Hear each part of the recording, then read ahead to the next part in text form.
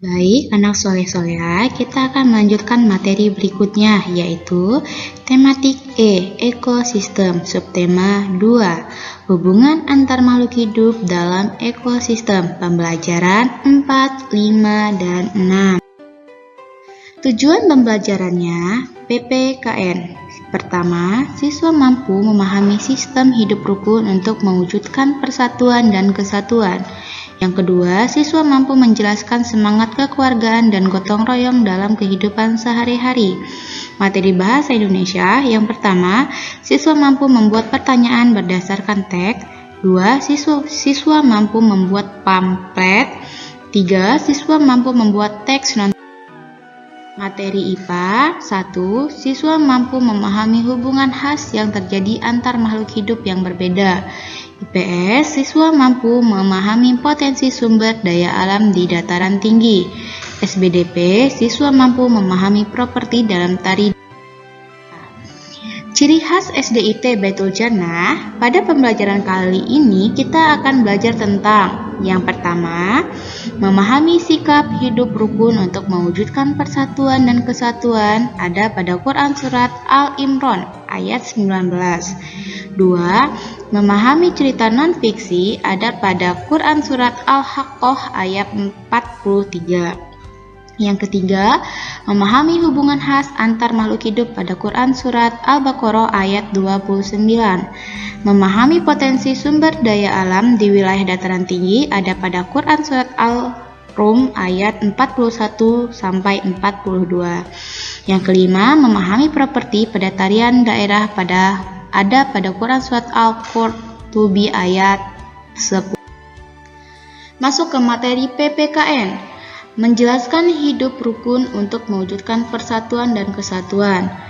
Salah satu sikap bijak dalam menghadapi keragaman adalah menerapkan sikap hidup rukun dalam kehidupan sehari-hari. Kita harus menerapkan sikap hidup rukun dengan sesama masyarakat, termasuk yang berbeda agama, suku bangsa, budaya, maupun ras. Berikut contoh perilaku hidup rukun dalam kehidupan sehari-hari. Yang pertama, saling menghormati dan menghargai antar sesama. Yang kedua, bermain tanpa membedakan suku bangsa, agama, dan ras. Yang ketiga, kerjasama menjaga kebersihan, keamanan, dan keindahan lingkungan.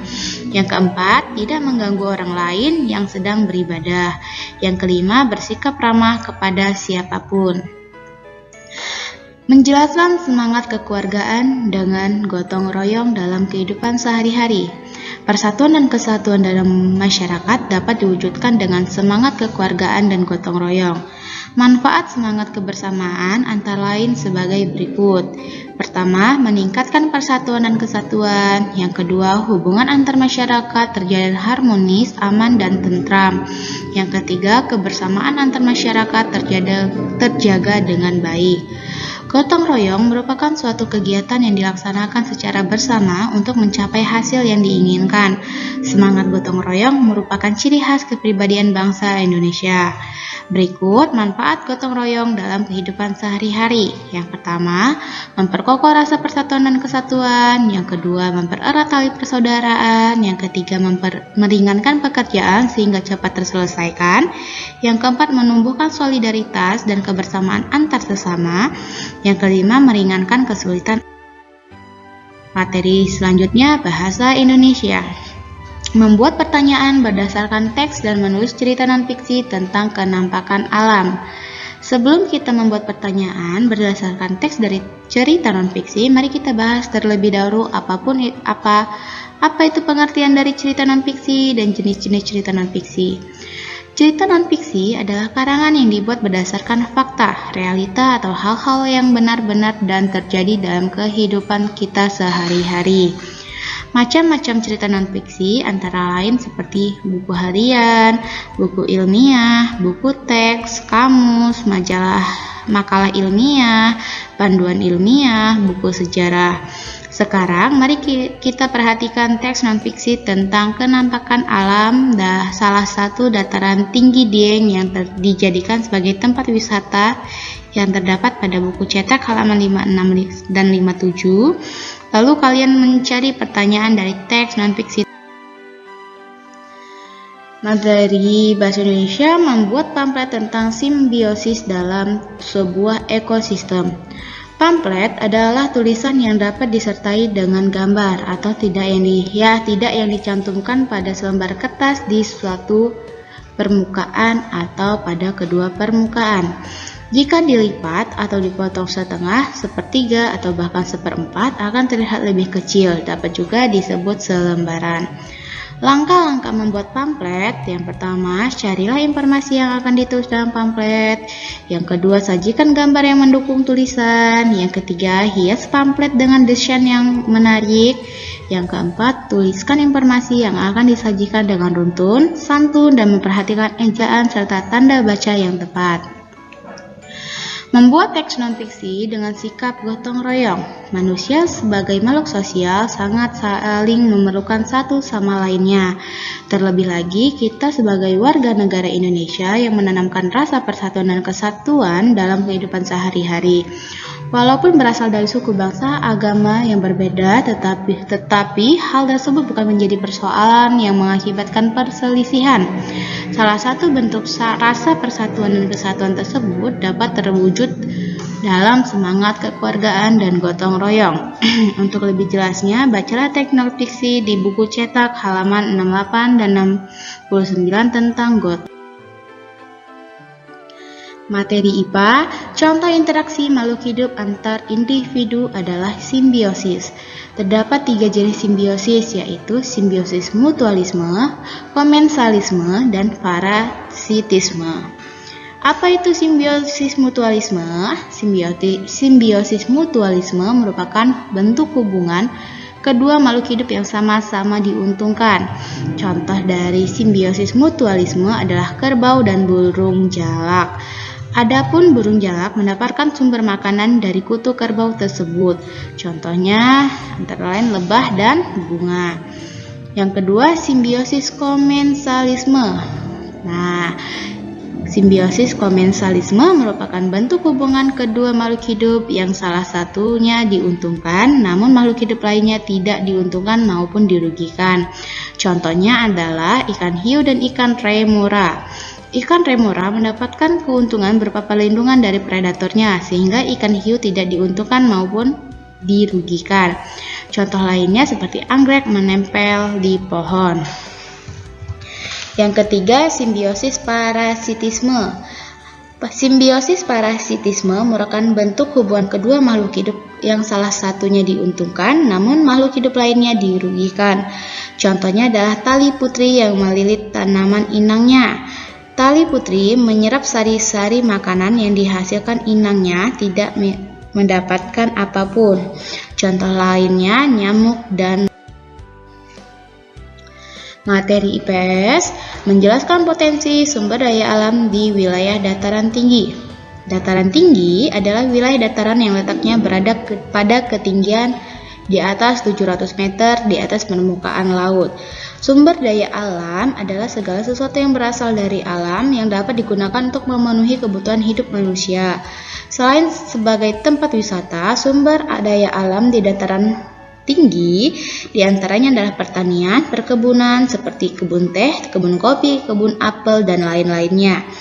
Ciri-ciri dataran tinggi diantaranya, yang pertama berada di atas ketinggian 700 mdpl, yang kedua kondisi iklim dan cuacanya sejuk, yang ketiga udara terasa kering dan lembab, yang keempat mudah terkena erosi, yang kelima memiliki suhu amplitudo besar, yang keenam tanah lebih subur. Sumber daya alam dataran tinggi dan pemanfaatannya. Yang pertama, persediaan air. Kita bisa mendapatkan air mineral yang sering kita konsumsi untuk kebutuhan minum sehari-hari, itu biasanya kita dapatkan dari air pegunungan yang telah disuling. Yang kedua, hutan. Hutan membantu melindungi kualitas air dengan menangkap curah hujan, mengisi ulang aquifer air tanah, menyaring nutrisi, mencegah erosi tanah, dan mengurangi limpasan. Yang ketiga, keanekaragaman hayati dan satwa liar. Indonesia memiliki 120,6 juta hektar atau sekitar 63% dari luas daratannya sebagai kawasan hutan, tentunya dengan segala keanekaragaman hayati di dalamnya. Yang keempat, sumber daya pertanian. Hasil pertanian daerah tinggi contohnya seperti bawang putih, bawang merah, sawi, brokoli, wortel, kol lada, dan tomat. Hasil pertanian tersebut merupakan sumber daya alam dataran tinggi unggulan yang dapat kita jumpai di Indonesia. Yang kelima, perkebunan. Selain pertanian, dataran tinggi juga cocok digunakan sebagai sumber penghasil perkebunan, contohnya seperti kebun teh, kebun kopi, tembakau, ataupun kebun buah-buahan yang cocok dengan dataran tinggi seperti materi SBDP, properti dalam beberapa tarian daerah. 1. Tari perang. Tari perang berasal dari Papua. Penari tari perang biasanya mengenakan busana tradisional antara lain rok yang terbuat dari akar dan daun-daun kering, manik-manik perhias dada, dan ikat kepala yang berasal dari bulu unggas. Selain itu juga menggunakan properti seperti tongkat bambu. Yang kedua, tari turu uliat bilau atau tari turu uliat manyang. Tari turu uliat bilau atau tari turu uliat manyang berasal dari suku Mentawai. Tari turu uliat bilau menceritakan tentang kawasan monyet yang selalu gembira, sedangkan tari turu uliat manyang menggambarkan dua ekor elang yang mencari ikan dan saling berebut. Akibatnya timbul perkelahian, tetapi akhirnya kedua elang tersebut saling berbagi. Tarian tersebut bermakna jalan keluar untuk menyelesaikan perseteruan adalah dengan berdamai.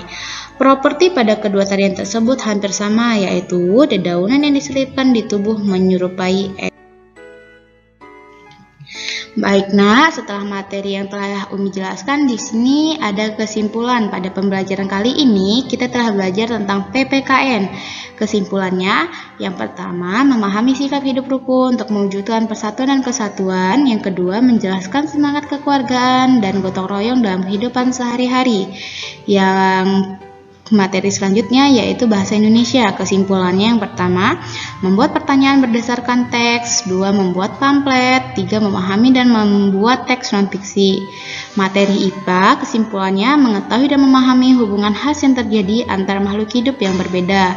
Materi IPS, kesimpulannya mengidentifikasi dan memahami potensi sumber daya alam di wilayah dataran tinggi. Materi SBDP, kesimpulannya mengetahui dan memahami properti dalam tari. Sekian materi hari ini. Agar semakin semangat, Umi akan memberikan kata-kata motivasi untuk anak soleh-solehah. Barang siapa yang menempuh suatu jalan untuk menuntut ilmu, maka Allah Subhanahu wa Ta'ala akan memudahkan baginya jalan menuju surga. HR Muslim. Semoga ilmu yang diberikan dapat bermanfaat bagi anak soleh-solehah. Selamat mengerjakan latihannya anak soleh-solehah. Tetap semangat dan menjalankan segala aktivitas hari ini. Dan semoga kita semua selalu dalam lindungan Allah Subhanahu wa Ta'ala. Amin, amin ya Rabbal Alamin. Baik, Umi akhiri. Wassalamualaikum warahmatullahi wabarakatuh.